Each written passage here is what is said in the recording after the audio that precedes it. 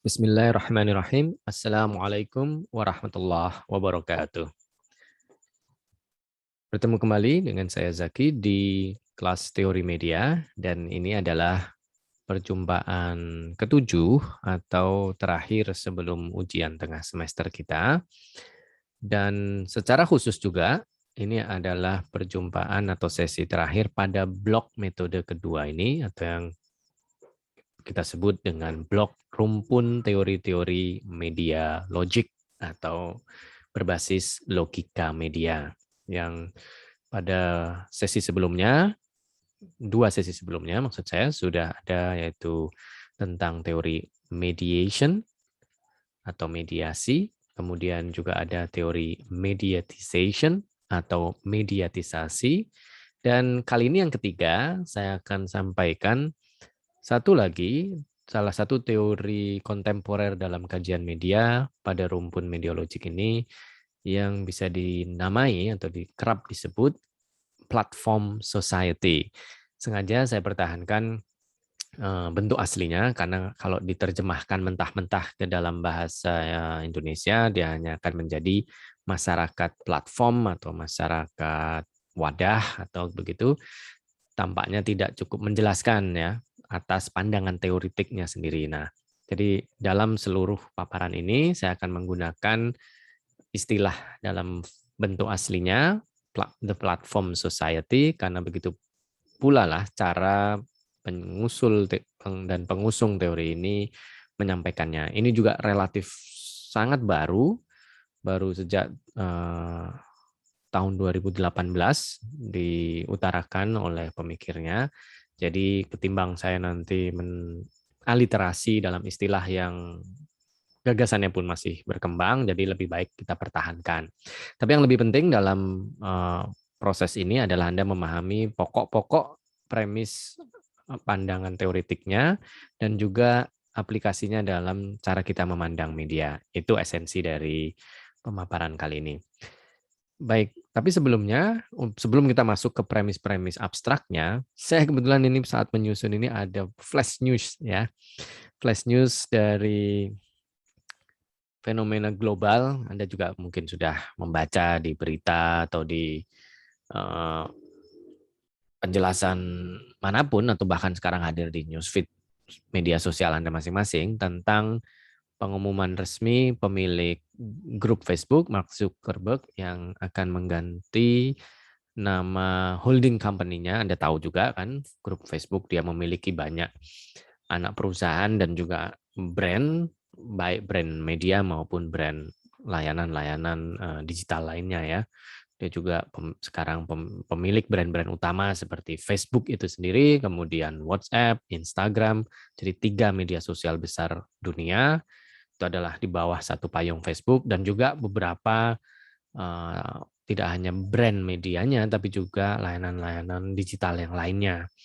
Nah, pada Jumat lalu, Zuckerberg mengumumkan secara terbuka bahwa mereka akan mengganti nama Facebook as a holding company menjadi bernama Meta.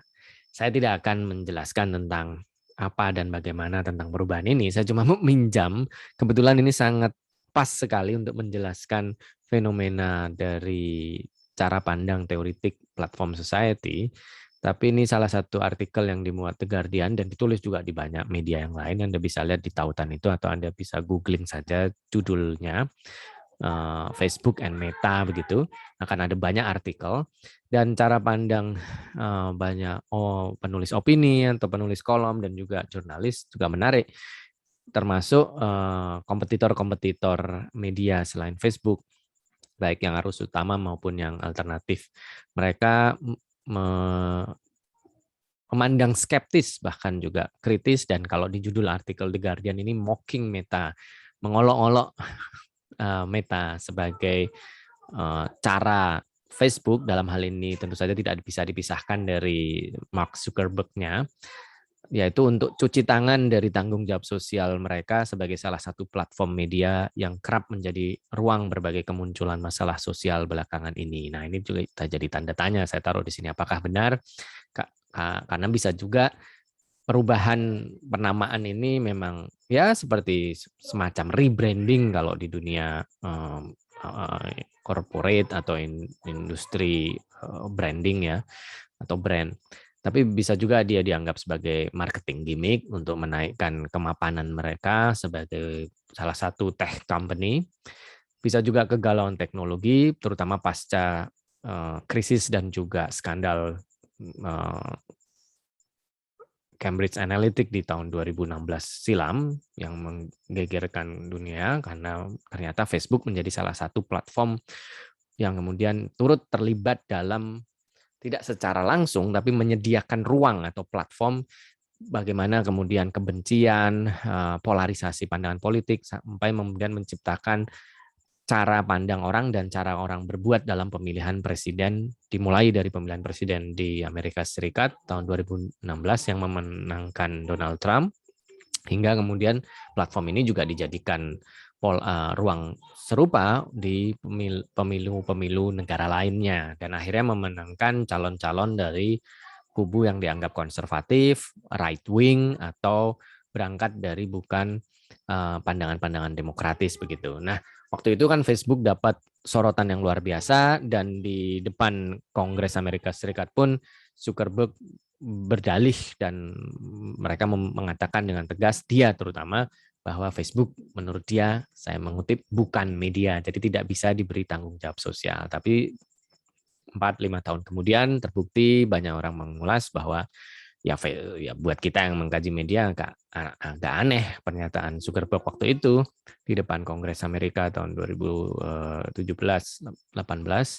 yang kemudian dia diundang juga di depan parlemen Inggris untuk menjelaskan posisi dia dalam keterlibatannya. Posisi dia juga tetap sama bahwa Facebook bukanlah media, dia hanya ruang untuk kemudian orang. Nah, tapi ternyata semua data investigasi maupun data-data sosial juga terbukti bahwa memang pada dasarnya platform ini harus punya tanggung jawab sosial, tidak bisa dia cuci tangan. Dan ketika tekanan itu makin kuat terhadap Facebook sebagai holding company, akhirnya baru Jumat lalu mereka memutuskan kayak semacam rebranding dan menggunakan istilah atau nama Meta. Penekanan yang ingin saya bawa dari contoh ini adalah bagaimana sebuah korporasi, ya, Facebook kan bisa dilihat sebagai sebuah korporasi, dia semacam hanya perusahaan, dalam hal ini perusahaan dunia digital, dan kemudian mengambil bentuk media, bisa kemudian punya ruang gerak yang luar biasa, sangat berkuasa, powerful dalam arti kemampuannya, tidak hanya kemampuan teknologi, kemampuan penetrasi sosial dan kultural, sekaligus akhirnya punya posisi menjadi semacam menjadi anak panah yang berbalik arah ke diri mereka sendiri ketika mereka tidak mau terlibat mempertahankan nilai-nilai dasar dalam struktur sosial yang lazimnya sudah kita kenal secara global, tentang keterbukaan, tentang anti kebohongan, kemudian tentang pendidikan yang membebaskan, dan seterusnya itu nilai-nilai positif itu. Nah, dari contoh ini yang kebetulan sangat-sangat baru ya, ketika saya menyusun rekaman ini, dan itu baru Jumat ini juga. Ini menarik karena bagaimana sebuah korporasi media berangkat dari sebuah inisiatif teknologi tidak hanya kemudian berakhir pembahasannya hanya di ruang-ruang teknologi belaka, tapi juga bisa di mana-mana. Kalau Anda lihat dari sisi teori mediation, Anda bisa lihat aspek tertentunya bagaimana pengguna Facebook misalnya, atau pengguna media yang anti Facebook juga bisa melihat bagaimana interaksi itu. Kalau dilihat dari mediatization seperti yang sesi sebelumnya saya jelaskan, Anda bisa lihat dari aspek makronya, bagaimana kemudian kosakata media atau gramatika media dan juga konten media dalam hal ini di Facebook menjadi juga cara kita berinteraksi dengan manusia dalam konteks yang lain di luar Facebook. Itu kalau mediatization. Nah, yang ingin saya bawa dari contoh kebetulan secara spesifik bukan Facebooknya, tapi misal fenomena mereka harus rebranding mereka untuk menghalau pandangan-pandangan negatif terhadap praktik-praktik buruk mereka sejak 2016 silam yang makin menggurita, penetratif, dan menjual data dan sebagainya, tidak terbuka. Nah, ini menarik karena bisa dilihat dari salah satu teori yang lain lagi selain mediation dan mediatization, yaitu yang disebut sebagai platform society atau the platform society. Jauh sebelum pengakuan rebranding ini Jumat lalu, salah seorang pemikir berbasis di Belanda namanya Jose van Dijk. Dia dulu lama di University of Amsterdam membangun program Media Studies atau kajian media di Amsterdam, dan kemudian sejak 2017 pindah ke Utrecht, masih di Belanda, di salah satu kota yang lain, sebagai profesor of Media and Digital Society, profesor di bidang kajian media dan masyarakat digital. Kebetulan Jose van Dijk banyak menulis tentang kajian media secara umum. Dia bahkan memulainya justru dari kajian media dikaitkan dengan dunia medis awal muasalnya. Bagaimana informasi-informasi medis bisa kemudian menjadi bagian dari keseharian manusia dalam bentuk-bentuk media populer ya, dan macam-macam. Dan kemudian dia menuliskan juga tentang kaitan antara media digital, dan juga pembentukan memori atau memori yang termediasi. Ingat yang soal mediated experience kemarin, dia menuliskan tentang bagaimana memori manusia secara personal yang juga akhirnya juga menjadi kultural dan terbagi bersama, itu juga dibangun melalui interaksi dengan media digital, dan media digital bukan hanya sekedar menjadi kepanjangan tangan otak manusia dalam menyimpan memori, tapi telah menjadi cara juga yang berkelindan. Memori juga disimpan dan diproses menggunakan media digital, tetapi sebaliknya media digital juga membantu membentuk manusia memahami memori dan bahkan membentuk memori. Nah, itu kajian-kajian dia setahun 2007 hingga 2010. Kemudian pasca itu, terutama secara makin intens setelah melihat perkembangan media digital yang dikuasai oleh kelompok-kelompok tertentu, termasuk tadi di depan dari contohnya grup Facebook, dia fokus pada dampak terhadap masyarakat digital itu sendiri. Karena digital society bagi Jose van Dijk sudah menjadi hal yang harus diterima, bukan lagi sekedar kita harus anti atau bagaimana, itu sudah menjadi bagian real kan, kenyataan. Tapi ternyata ada yang dia khawatirkan. Nah, dalam penelitian dia bersama koleganya, baik di Belanda maupun secara global, dan salah satu buku yang relatif baru, yaitu The Platform Society, diterbitkan tahun 2018 ini, dia menyusun pandangan teoritisnya yang mendasarkan pada gejala ini, bahwa masyarakat global saat ini berada dalam pusaran proses komunikasi dan juga institusionalisasi dari proses tersebut dalam kehidupan keseharian mereka yang didasarkan hanya pada dua ekosistem platform media digital arus utama di dunia, yaitu ekosistem yang pertama bersumber atau datang dari perusahaan-perusahaan yang berbasis dan muasalnya memang dari Amerika Serikat. Kemudian ekosistem yang kedua, muasal dan proses penetrasinya dan kemudian core-nya intinya berasal dari Tiongkok.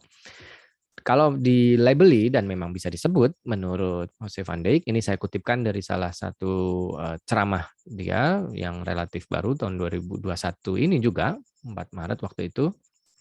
Ceramah ini berbasis pada riset dia tadi, kemudian buku ini, dan juga beberapa artikel terbaru dan ceramah-ceramah sebelumnya. 2 diantaranya saya secara pribadi juga mengikuti, 3 diantaranya secara pribadi saya juga mengikutinya langsung. Salah satunya waktu dia bicara sebagai keynote speaker di perjumpaan konferensi ECREA, European Communication and Education Research Association di Lugano, Swiss.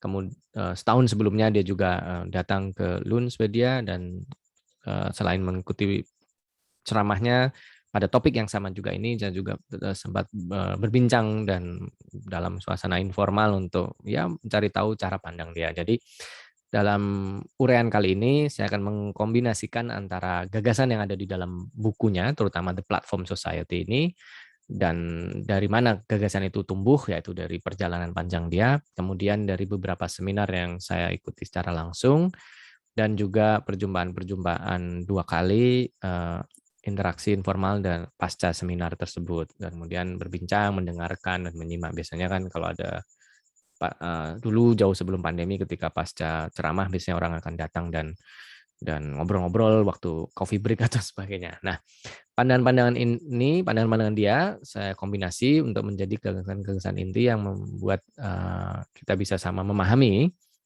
Apa sebenarnya gagasan pokok dia dalam cara pandang melihat dunia global platform society ini. Menurut pandangan ini, menurut Jose van Dijk, dia ini bicara yang makro ya. Kali ini kalau mediation dia tampak bicara mikro, mediatization makro tapi pada proses. Kalau kali ini dia bicara makro lagi, kembali ke soal yang makro lagi, tidak hanya dalam skalanya, dalam konteks global, tapi meskipun kita bicara fenomena nasional atau bahkan lokal, platform society adalah teori untuk melihat hal yang makro.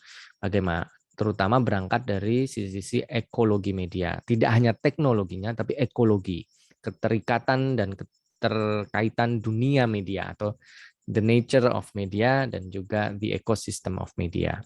Nah, menurut dia, tadi yang saya sampaikan di depan, ada 2 ekosistem platform utama. Dia menyingkatnya menjadi GAFAM dan juga BAT yang ada di tanah Tiongkok, yaitu Baidu, grup Alibaba, dan grup Tencent.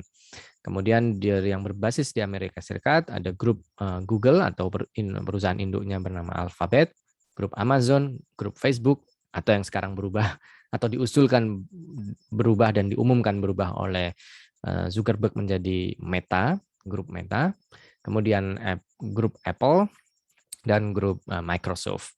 Meskipun kelimanya ini berbasis di Amerika Serikat, tentu saja penetrasinya luar biasa secara global. Sementara yang dari tanah Tiongkok memang belum semengglobal yang dari Amerika Serikat, tapi jumlah dan intensitasnya luar biasa, terutama terkait karena grup-grup yang dari Amerika Serikat ini mayoritas mendapat sensor atau blok di tanah Tiongkok dan juga beberapa wilayah di dunia, sehingga disitulah ruang masuk penetrasi dari ekosistem platform yang grup dari tanah Tiongkok seperti Baidu, Alibaba, dan Tencent ini. Yang ingin dibawa dari argumen ini adalah ini bukan semata-mata fakta inilah tech company atau tech giant companies yang sekarang berkembang di dunia. Tapi menurut Van Dijk, bukan ini soal korporasinya, tapi bukan pula soal ekonomi politik di balik seluruh perjalanan korporasi mereka, tapi bahwa di balik ekosistem platform ini ada prinsip-prinsip yang berjalan dan itu mempengaruhi tatanan sosial dan struktur bersama, kehidupan bersama di masyarakat, baik di tingkat nasional maupun di tingkat global. Contoh yang dia garis bawahi, semua ekosistem platform yang berbasis di Amerika Serikat pada dasarnya mendasarkan pada hal-hal praktik-praktik seperti ini. Misal, data, maksudnya data digital, data pengguna dalam hal ini, dimiliki oleh perusahaan tadi, 5 grup tadi. Jadi contoh, misal Anda masuk ke Facebook, bikin akun baru atau bikin akun Instagram misalnya. Kan ada term of condition. Kalau Anda baca detail, pada dasarnya setiap hal yang Anda lakukan di situ, tidak hanya yang Anda unggah, tapi perilaku alat Anda, perilaku IP address Anda, semuanya itu Anda nyatakan dan Anda bersetuju, mencentangkan itu, bahwa datanya itu akan dimiliki atau kalau dalam konteks ini data menjadi proprietary. Data itu seolah-olah bisa dimiliki dan itu dimiliki oleh pihak tertentu. Kalau Anda masuk ke satu platform media sosial atau media digital, nah disitulah si korporasi di balik platform itulah yang memiliki, bukan Anda lagi. Gitu. Kemudian praktik yang kedua adalah pengawasan yang dilakukan oleh korporasi. Ya, gerak-gerik device Anda, termasuk gerak-gerik Anda sendiri itu dilakukan. Jadi inilah yang biasanya sering memunculkan teori-teori konspirasi bahwa ada chip di dalam ponsel kita dan itu mengikuti kita. Pada dasarnya tidak perlu seperti itu. Dengan kita masuk ke dalam jejaring atau jaringan internet dan kita menggunakan platform mereka, ya corporate surveillance itu berjalan dan surveillance itu terhadap data kita, tidak hanya bukan soal tubuh kita tapi aspek-aspek perilaku alat dan hal-hal yang kita masukkan, kita ketikkan, kita cari, kita komentari dan sebagainya, dan itu diawasi terus. Terakhir, tujuan dari 2 praktik di atas adalah libertarian kapitalisme, yaitu praktik-praktik kapitalisme bebas yang kemudian tidak mau diregulasi oleh siapapun, termasuk oleh negara tempat dia berasal. Jadi contoh, meskipun tadi mereka berasal atau core perusahaannya terdaftar di Amerika Serikat misalnya, mereka juga tidak bisa diatur oleh regulasi negara tersebut karena ya prinsip pasar kan, mereka tidak bisa kemudian dibatas-batasi. Nah, ekosistem yang kedua yang berbasis dari Tiongkok melakukan praktik-praktik yang sama sebenarnya, tapi bedanya adalah siapanya di balik itu semua. Data tetap dimiliki, tidak bebas, tidak milik user, tapi dimiliki oleh negara atau the state. Kemudian pengawasan juga tetap terjadi melalui media digital, tapi yang mengawasi dan menentukan nilai atas pengawasan itu, ini untuk apa, itu negara juga. Kapitalisme juga tetap berjalan. Bedanya kapitalismenya tidak diletakkan pada mekanisme pasar atau market oriented capitalism, tapi state capitalism, kapitalisme yang disetir oleh negara. Dalam hal ini pemerintah partai tunggal di Tiongkok. Bahwa nanti kemudian usernya tidak hanya dari pengguna yang secara geografis berlokasi di Tiongkok, tapi juga di Hong Kong, di Taiwan, di Indonesia juga, di mana-mana state capitalism-nya tetap berjalan, dan the state-nya di sini adalah ya siapa di balik pemilik utama dari setiap media tadi. Nah, yang berbeda model platform society dengan katakanlah ekonomi politik media adalah fokus perhatian teoritiknya pada pusaran logika platform media, terutama media digital. Ini saya kasih dalam kurung ya, media digital. Maksudnya karena sekarang platform medianya digital, tapi saya juga yakin bahwa perusahaan-perusahaan ini, korporasi yang tadi berbasis di Amerika Serikat dan mengglobal, kemudian juga perusahaan-perusahaan di Tiongkok dan kemudian dikendalikan dan juga dipantau oleh negara itu juga punya platform media yang macam-macam, baik yang media digital, media sosial non digital dan sebagainya, atau kerja-kerja konsultatif, pengelolaan data yang macam-macam. Nah, kembali ke soal perbandingan dengan penjelasan teoritik lain seperti ekonomi politik media misalnya, ya karena perhatian pada penjelasan teori platform society adalah bahwa masyarakat itu dibentuk oleh si platform, dan platform ini menjadi suatu kayak peta dunianya itu sendiri. Batas-batas geografis, batas-batas sosial, kultural ditentukan oleh logika si platformnya. Kalau Facebook mau mengubah dirinya menjadi berbranding Meta, pasti ada premis-premis di baliknya, dan itu terserah dia, dan akhirnya user yang harus ngikutin dan sebagainya.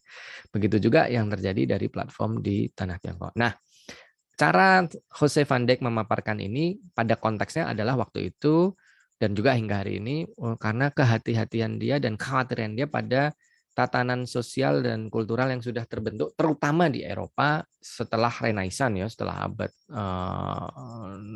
16 dan kemudian 17 18 hingga kemari, bagaimana mereka secara sosial dan politik dan akhirnya juga kultural membangun masyarakat yang tidak mudah untuk sampai pada tahap ini, yaitu prinsip-prinsip yang saya sebut sebagai nilai-nilai publik atau public values. Nah, itu semua akarnya menjadi tergerogoti menurut Van Dijk dalam proses yang dia sebut platformisasi dunia ini. Adanya platform-platform tadi bukan sekedar soal teknologi media dan juga bukan sekedar hubungan antara user dan media digital, tapi ada implikasi terhadap perubahan tatanan sosial, perubahan tatanan kultural, akibat penetrasi media digital dalam logika bukan hanya user, device, and the platform atau a platform, tapi keseluruhan ekosistem si platform tadi. Nah, itu maksudnya penetrasinya di sini tidak hanya kita sebagai individual user atau single user dan teknologi, device, dan juga kemudian platform yang kita pilih, tapi karena setiap kali kita menjadi user itu pada dasarnya kita masuk ke ekosistem. Tak ubahnya seperti negara, dan dalam konteks ini tak ubahnya seperti planet kalau boleh dibilang. Itu kenapa dia menyebutnya platform society, masyarakat yang berbasis pada wadah ini atau platform. Apapun yang terjadi di dalam platform, menurut Jose Van Dijk dia menganalogikannya tak ubahnya seperti pohon, dia ada struktur akar, ada struktur batang, ada struktur cabang, dan di masing-masing itu ada proses platformisasi, infrastruktur digital, kemudian intermediary platform. Di situ tidak hanya soal media digitalnya juga loh, ada institusi-institusi sosial juga di batang ini. Kemudian sektoral platform yang kemudian menjadi ekosistem tersendiri. Concern dari Jose Van Dijk adalah kalau ini berjalan terus tanpa kita sadari, yang akan tergerus menurut dia adalah public values, nilai-nilai publik. Karena tergerus oleh platform yang kemudian tadi mereka nggak peduli publik. Di yang platform yang berbasis di Amerika Serikat tadi yang kemudian mengglobal, dia fokusnya pada komersialisasi dan memperteguh posisi kapital si corporate-nya, sementara yang di negara memperteguh posisi kuasa negara melalui platform digital. Nah, publik menjadi hilang. Dalam hal ini publik tidak hanya soal user, manusia-manusia yang menjadi user, tapi juga institusi-institusi sosial. Ya, user secara individu bisa juga menjadi wakil dari publik, tidak hanya menjadi market, tapi juga ada interaksi, ada komunitas, ada struktur-struktur yang lain. Nah, kekhawatiran Jose van Dijk pada platformisasi itu pada dasarnya karena proses ini dan juga praktik-praktik bias yang dilakukan oleh kedua ekosistem tadi, terlepas bahwa mereka keduanya datang dari konteks geografis sosial politik yang berbeda, cara yang berbeda juga akhirnya, dan juga bentuk media yang berbeda, tapi punya kesamaan, mereka memengaruhi dan merombak struktur sosial di masyarakat yang sudah berjalan mapan berabad-abad di Eropa dan juga di luar Eropa. Sistem dan struktur sosial itu tertransformasi secara signifikan dengan basis yang akhirnya berbasis pada platform media, tidak lagi berbasis pada institusi sosial yang lazim kita kenal sebelumnya, ya kan, seperti keluarga, komunitas sosial, institusi agama di banyak negara lain mungkin yang berbasis agama atau secara tatanan sosial masyarakatnya memang menggunakan basis itu sebagai institusi. Kemudian juga bahkan negara pun kalah, kayak tadi contoh di kasus Facebook 2016, negara dalam hal ini pemerintah Amerika Serikat maupun pemerintah Inggris Raya, UK, tidak bisa semerta-merta cuma bilang Facebook tutup karena sudah mengacaukan pemilu di banyak tempat. Nggak bisa ternyata. Kalah. Karena apa? Ya karena si Facebook sebagai salah satu pemain dalam the platform society ini sudah menjadi lebih kuat dan lebih menjadi the world itself daripada kemudian institusi lain yang selama ini kita kenal, dalam hal ini negara. Anda bisa cari contoh-contoh yang lain bagaimana ekosistem platform jauh lebih berkuasa ketimbang institusi-institusi ini. Dari contoh-contoh kecil di level keluarga, komunitas, masyarakat kecil hingga maksud saya masyarakat lokal hingga konteks nasional maupun global, Anda pasti bisa menemukan bagaimana bahwa the platform itu menjadi lebih kuasa. Anda juga bisa cek dari banyak bacaan meskipun kita tidak familiar misal dengan platform-platform yang dari Tiongkok tadi, situasinya juga tidak jauh berbeda. Saya punya contoh dari beberapa mahasiswa yang pernah saya bimbing berasal dari sana. Waktu itu bagaimana ketika mereka menyusun tesis, baik bachelor tesis maupun master tesis, mereka kesulitan kan ketika mau melihat dari sisi penggunaan platform yang dari Amerika Serikat, karena ada sensor di user di sana. Akhirnya mereka melihat dari yang memang media user gunakan atau masyarakat gunakan, dan kemudian ternyata bagi saya melihat cara pandang, cara mereka mendeskripsikan datanya pada dasarnya sama saja dalam konteks bahwa public values tergerus juga, dan institusi sosial yang lazim dikenal di Tiongkok terutama seperti keluarga, klan, mereka punya institusi sosial bernama klan atau di Jawa disebut trah, atau di beberapa suku lain di Indonesia disebut marga. Itu institusi yang kuat dan itu tergerus juga oleh the platform society yang terbangun dari media digital yang karakternya di sana seperti Weibo, WeChat, dan grup-grup yang brand-brand yang menjadi bagian dari grup-grup tadi. Nah, mengapa Jose van Dijk menegaskan terus pandangan kritisnya melihat praktik platformisasi ini dan terbentuknya platform society sebagai cara pandang teoretik yang harus kemudian ditengok dan dipantau terus karena toh tidak bisa dibendung. Menurut dia ini nggak bisa dibendung. Karena nggak bisa serta-merta cuma bilang, ya udah tutup semua itu korporasi atau apa bentuk-bentuk intervensi negara di Tiongkok. Nggak sesederhana itu juga. Karena udah terlalu kuat, terlalu mengakar ya, seperti analogi pohon tadi. Nah, Intinya dia terus punya pandangan kritis karena tergerusnya nilai-nilai publik. Nilai publik itu apa sih yang dia maksud? Nah, karena dia berbasis pada perjalanan sejarah sejarah sosial dan sejarah politik di Eropa terutama secara umum ada nilai-nilai publik yang juga sudah menjadi nilai-nilai global seperti keadilan, inklusivitas atau keterlibatan semua elemen masyarakat, otonomi dari publik itu sendiri. Publik harus merdeka, tidak kemudian dikendalikan oleh negara atau oleh korporasi.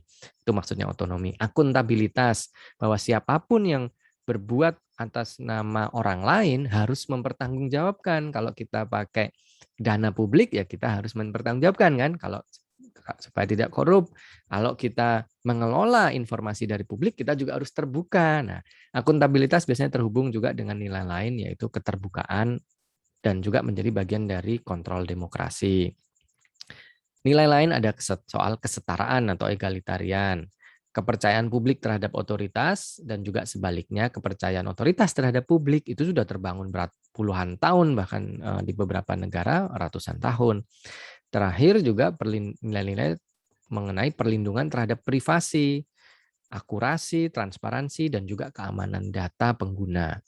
Yang dulu kalau sebelum ada platform digital itu dilindungi dalam konteks ini negara pun tidak bisa kemudian serta-merta menggunakan data pribadi, lokasi pribadi, wajah, kemudian apalagi pergerakan kita itu tidak bisa kemudian dipantau oleh negara maupun korporasi kan.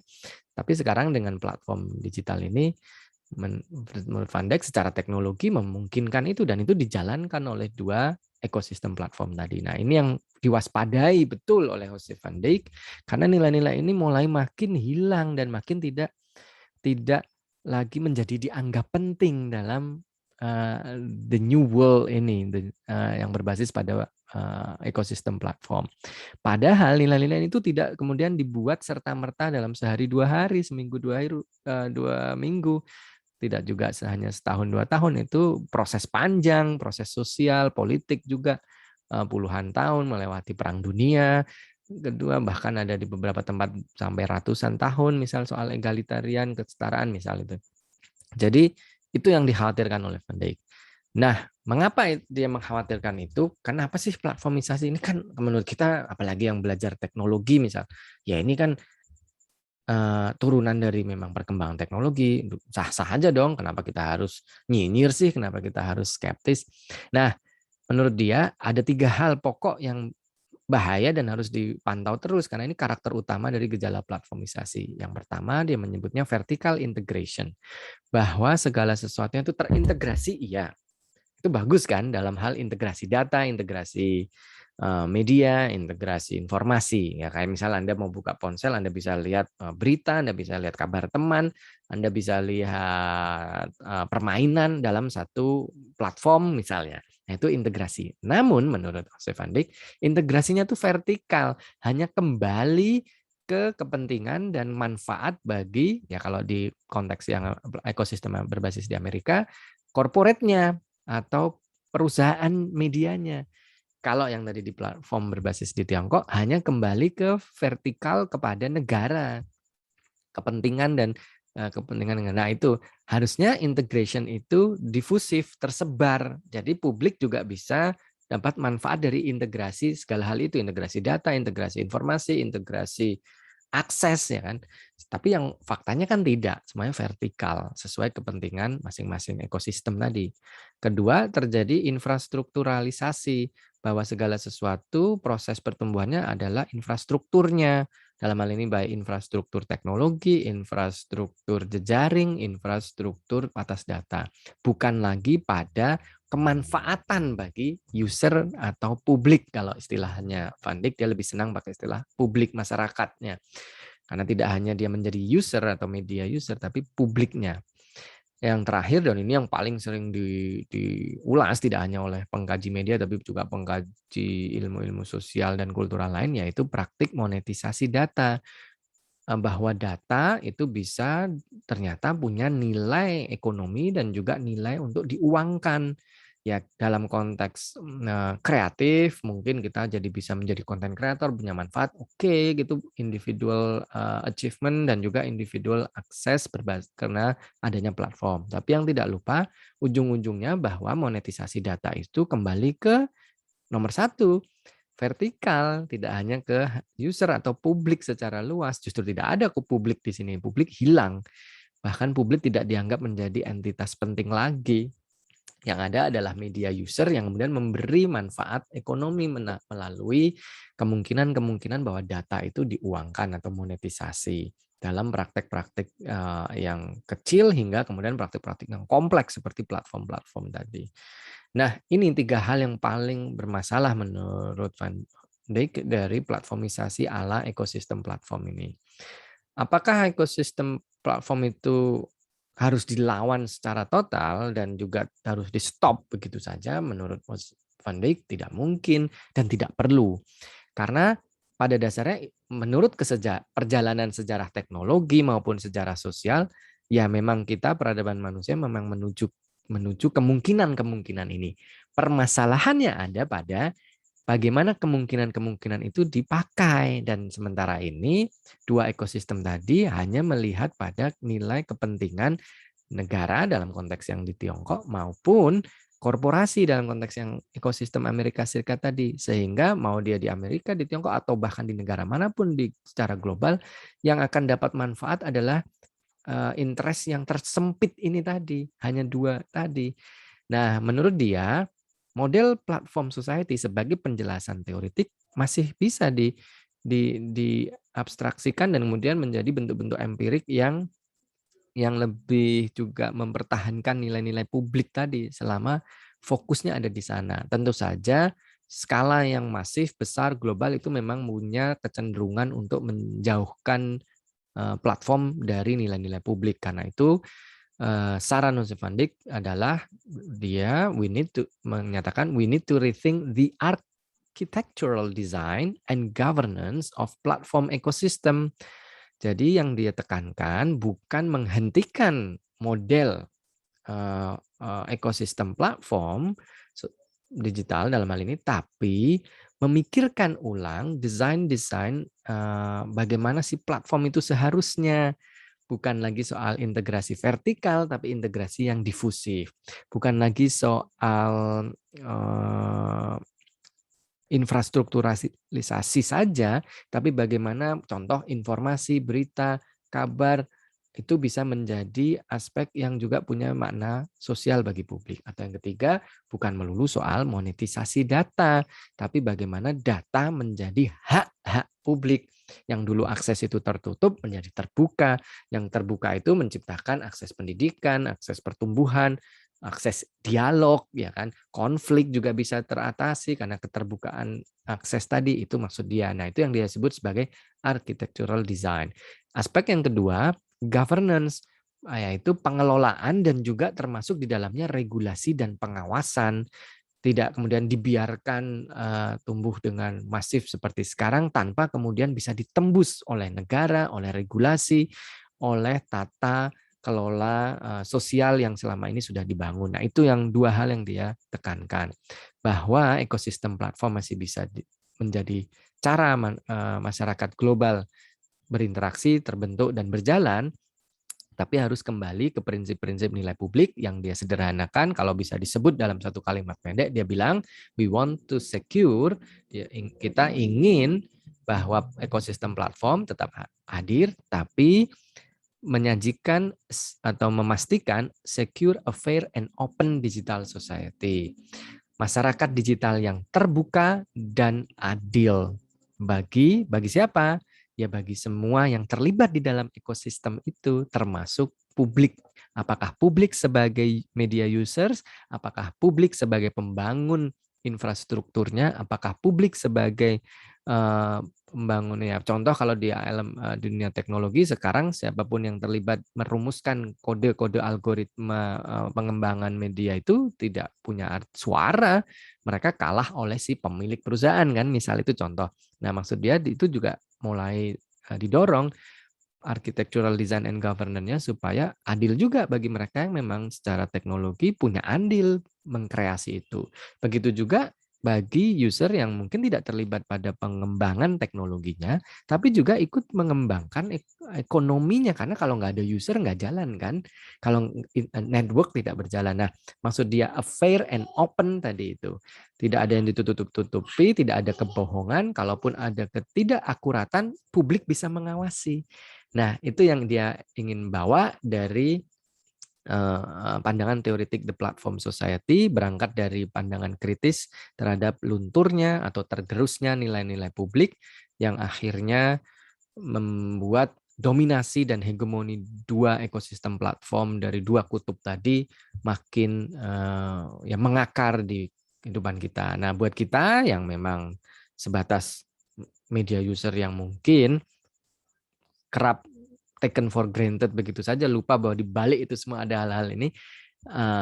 Semoga pandangan teoretik ini bukan hanya kemudian sekedar untuk menakut-nakuti kita sebagai bagian dari publik, bukan, tapi justru untuk kita mempunyai pandangan abstraksi sekaligus juga makin kritis terhadap praktik-praktik yang menjadi keseharian kita. Jadi menurut Van Dijk juga bukan berarti kita harus stop pakai si satu atau dua atau beberapa platform, tapi kita makin punya daya tawar terhadap ekosistem ini sehingga keadilan dan keterbukanya masyarakat digital itu bisa tercapai perlahan-lahan, dan sembari kemudian ekosistem platform yang mendominasi dan menghegemoni ini juga mengubah desain arsitektural platform mereka, baik satu dua platform di dalamnya maupun sebagai ekosistem itu sendiri, sembari membuka diri untuk kemudian mengindahkan regulasi, pengawasan, dan juga kontrol dari publik. Begitu maksud dia. Di lain kesempatan nanti bila relevan kita juga akan lihat sebenarnya banyak upaya-upaya yang sifatnya lokal maupun berbasis komunitas dan inisiatif-inisiatif yang sudah sejalan untuk membangun platform ekosistem platform yang adil dan terbuka. Ini ada banyak sebenarnya inisiatif-inisiatif itu. Tapi tentu saja kalah besar sama dua ekosistem yang sudah luar biasa mengakar dan menggurita tadi itu. Nah, itu pandangan pokok dari The Platform Society yang dipaparkan oleh Jose Van Dijk dan beberapa rekan koleganya juga, tapi dipimpin oleh dia dalam pandangan teori kontemporer, salah satu pandangan teori kontemporer kajian media di bawah rumpun media logik ini. Ini juga mengakhiri seluruh rangkaian seri pada blog Media Logics. Setelah ini nanti pasca ujian tengah semester kita akan melihat teori-teori lain dari rumpun-rumpun yang berbeda. Tapi sebelumnya, seperti yang sudah-sudah, setiap rumpun selalu, maksud saya setiap rumpun teori dan juga teorinya secara spesifik juga tidak bebas kritik. Namanya juga teori, dia penjelasan abstrak atas fenomena tertentu atau abstraksi atas ragam keberagaman perjalanan fenomena tertentu, dalam hal ini fenomena media. Ini saya ada pancingan ini saja terkait tentang kritik terhadap teori ini. Tentu saja Anda bisa meneruskan pancingan yang keempat, kelima, dan sebagainya. Tapi saya melihat misal penjelasan teoritis ini yang dipimpin oleh Jose Van Dijk memang kembali meneguhkan perhatian pada aspek media logik atau logika-logika berbasis media tadi. Terlepas bahwa secara intuitif dan juga faktual, tidak hanya intuitif, tapi realitas empirisnya seperti contoh saya tadi di depan tentang rebranding Facebook menjadi Meta atau contoh-contoh yang lain Anda bisa temukan sendiri, memang menunjukkan gejala platformisasi dan itu secara global memang dominan. Tapi secara kritik juga bisa kita sodorkan nih terhadap teori ini. Penjelasan teoritisnya mengapa menitik beratkan pada logika media saja? Apakah itu memadai? Bagaimana faktor-faktor sosial yang lain? Bagaimana juga faktor-faktor kultural yang lain? Itu misal. Kritik yang lain juga bisa dilihat dari berulang-ulangnya, misal Van Dijk menjelaskan tentang ancaman terhadap nilai-nilai publik atau public values. Ya, betul, itu nilai-nilai yang positif sudah berjalan dan itu menjadi tatanan masyarakat. Ya. Tapi seperti juga informasi dan pemahaman yang dikuasai oleh Van Dijk, dia memahaminya ini pada perjalanan sejarah peradaban masyarakat Eropa. Nah, kalau dilihat dari sudut pandang perjalanan teori, apakah pemaparan teori platform society ini tidak meneguhkan kembali pandangan Eurocentrisme atau segala sesuatu yang berbasis terpusat di Eropa? Hanya ukuran-ukuran yang berjalan di Eropa yang kemudian harus kita jadikan sebagai penjelasan abstraktif untuk segala sesuatu yang terjadi di muka bumi. Nah, apakah pandangan ini tidak menjadi kembali ke Eurosentrisme, padahal sebelum teori ini muncul dalam teori-teori sosial dan termasuk teori media, pandangan Eurosentrisme itu kan justru harus ditengok ulang dan sudah banyak yang menengok ulang. Apakah teori ini justru malah meneguhkan kembali atau sebenarnya maksudnya berbeda? Nah, itu maksud saya dari pertanyaan ini. Bagaimana misalnya pandangan teoretik ini melihat dinamika yang terjadi dalam aspek nilai-nilai publik yang berada di luar entitas Eropa misalnya. Dan bagaimana nilai-nilai itu juga dibicarakan dan dipertimbangkan dan juga didiskusikan dalam menyusun teori platform society, misalnya yang di luar Eropa. Nah, bagaimana itu dilihat? Nah, bagaimana pula misalnya yang poin ketiga, andil agensi manusia atau the human agency. Maksud saya dari the human agency tampak seperti semua teori media logik, fokus mereka adalah pada the medianya kan, yang muat, yang menjadi pintu masuk sekaligus muara penjelasan teoritiknya selalu medianya. Tapi bagaimana manusianya, the human agency? Maksud saya dari pertanyaan kritik yang ketiga ini adalah, kan oke, ada dua kutub platform yang menghegemoni ini, oke, ya. Tapi di luar sana cara manusia dan kelompok manusia menggunakan media itu macam-macam. Kalaupun Facebook atau grup Meta sekarang dengan seluruh platform dia, ya, Facebook, WhatsApp, Instagram dan sebagainya, menyajikan tawaran penggunaan demikian, di luar sana di muka bumi itu cara orang menggunakan WhatsApp misalnya itu berbeda-beda, cara orang menggunakan Facebook tidak secara teknologinya, maksud saya cara itu berarti secara sosial dan juga kultural itu berbeda-beda. Nah, itu yang disebut human agency. Nah, keragaman ini mampu dijelaskan tidak oleh teori? Dan seperti semua teori ya, teori itu harus mampu menjelaskan atas fokus dari objek perhatian dia. Nah, karena dia perhatiannya pada masyarakat platform atau karena implikasi dari media digital yang terplatformisasi, tapi kita juga harus lihat keberagaman cara orang bereaksi, berespon platform itu juga beragam. Nah, teori ini mampu nggak menangkap kemajemukan dari the human agencies tadi, dan bagaimana kalau penjelasan abstraksinya memadai nggak? Nah, kalau enggak, berarti harus dilengkapi dengan apa, dan kalau iya, mengapa tidak muncul kemajemukan itu. Nah, ini hanya untuk latihan bagaimana cara kita melihat teori yang tampaknya sudah sangat oke, sangat meyakinkan, argumennya juga kuat, tentu saja tidak bebas kritik. Nah, ini cara kita untuk melihat perjalanan teori, karena tanpa kritik teori tidak akan tumbuh dan berkembang. Semoga dengan pancingan ini Anda juga bisa juga membuat pancingan sendiri bagaimana cara Anda menyusun kritik terhadap sebuah teori, termasuk dalam hal ini platform society teori. Dan mungkin ini juga jangka pendek berguna untuk cara Anda membantu menyusun argumen dalam respon ujian tengah semester yang akan Anda hadapi setelah ini, maupun nanti di ujian akhir semester. Dan lebih jauh dari itu, saya pikir cara Anda berargumen dan menyusun argumen juga akan lebih dalam dengan latihan selalu melihat aspek kritis terhadap penjelasan-penjelasan teoretik yang tampaknya pun sudah sangat meyakinkan, kita tetap bisa menyusun. Karena itulah esensi dari belajar teori. Kita akan menjadi bagian dari proses mengkritisi sekaligus membangun teori. Syukur-syukur di kemudian hari Anda menjadi bagian dari yang menyusun teori tersendiri.